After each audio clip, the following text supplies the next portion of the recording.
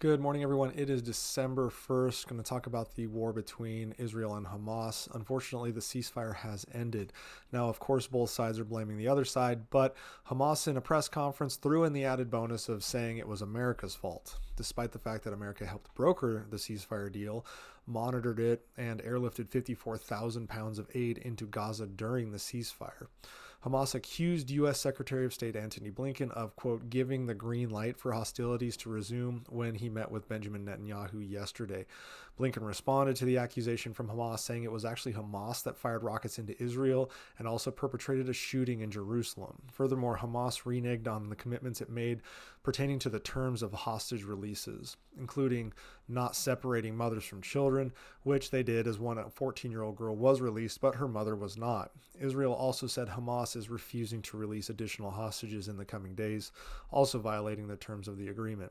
So at about 11 p.m. Eastern, or about an hour before the ceasefire was to end, Hamas started firing rockets into Israel from Gaza. Israel's Iron Dome intercepted all of the rockets. U.S. and Egyptian surveillance were on site and have confirmed that these rockets were fired from Gaza. The ceasefire ended with 81 of the 240 hostages released and 180 Palestinian prisoners released to Hamas. Unfortunately, a 10-year-old baby and his 4-year-old brother are still being held hostage by Hamas, and there's no word if they are even still alive. 9 Americans are also still held by Hamas. Unfortunately, about an hour ago, the remains of one hostage was recovered by the Israeli Defense Forces. It was a 27-year-old male named Ophir Zarfati. Ophir Zarfati. Sorry, I butchered that name. But his remains, unfortunately, were recovered. One hostage was shown on video being combative to Hamas during the release as she refused to take pictures holding hands and smiling with Hamas. Several hostages have said they were forced to do this for Hamas propaganda. And as I said in a previous video, Israel wasn't going to sit idly by while the truce or ceasefire or whatever you want to call it was in force. Even though there was no fighting, there was still going to be planning on both sides. And in the roughly 12 hours or so since the ceasefire ended, Israel has conducted strikes on 200 different targets that were all likely pre-sighted in during the ceasefire. Hamas and Palestinian Islamic Jihad began firing dozens of rockets in response. Qatar, Egypt, and the United States continue to work with Israel and Hamas in the background to try to broker another ceasefire deal, but I give it about a 50-50 chance, and it likely won't happen until next year. Israel will focus on taking swift and decisive action to clear northern Gaza. A large chunk of the population has fled to the south, which will make operations easier for Israel in the northern region as they will be moving from zone to zone in a map they created that you can see here. Now, Israel has created this map with a series of numbered zones to show the Palestinians where potential future strikes are going to take place. They're using these zones to let civilian Palestinians know where the most dangerous fighting will be taking place. And as you can see, each of these are numbered. Israel released a statement on this identification of zones to the Palestinians, saying this divides the territory of Gaza Strip into areas according to recognizable zones to enable the residents of Gaza to orient themselves and understand the instructions that come from the IDF to evacuate from specific areas for their safety if required.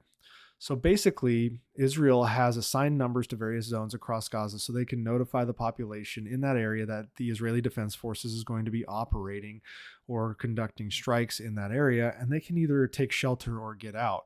What is interesting is Israel's giving up the element of surprise in order to let civilians know by zone where Israel's going to be conducting operations. So ahead of time, they will say Zone 754 will have operations conducted on it. Please take shelter. It's kind of an interesting new tactic to try to mitigate some of the humanitarian casualties and damages in the region. Interestingly, if you look, the entirety of Gaza Strip is zoned out, not just northern Gaza.